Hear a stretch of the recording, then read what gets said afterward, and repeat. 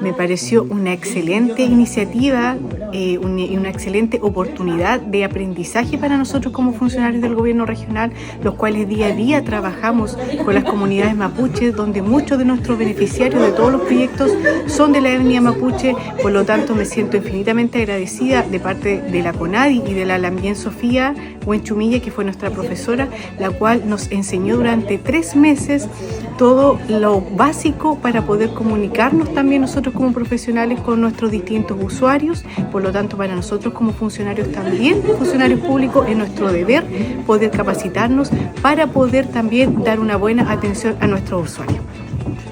Muy importante para hoy, en estos tiempos que estamos tan difíciles, que sería muy importante que esto debería estar integrado también,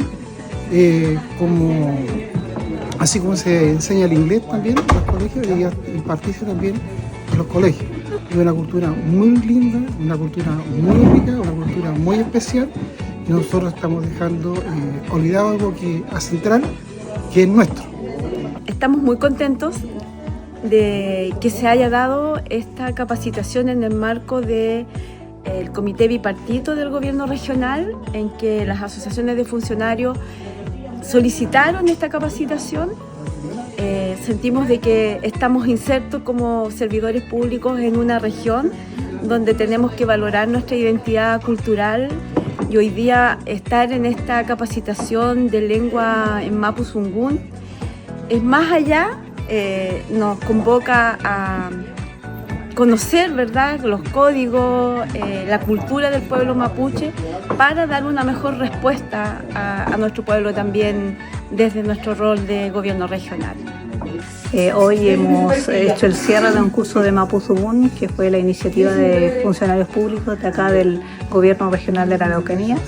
La verdad es que estoy muy contenta y muy agradecida de cada uno de ellos por su voluntad, por participar, por querer aprender, porque fue una jornada larga, estuvimos casi alrededor de 3 meses en el curso, así que cada uno de ellos aportó desde su experiencia también para poder en conjunto cómo podemos avanzar en lo relativo a la lengua y en este caso a territorio histórico mapuche, que es Temuco, relativa al Mapuzungún.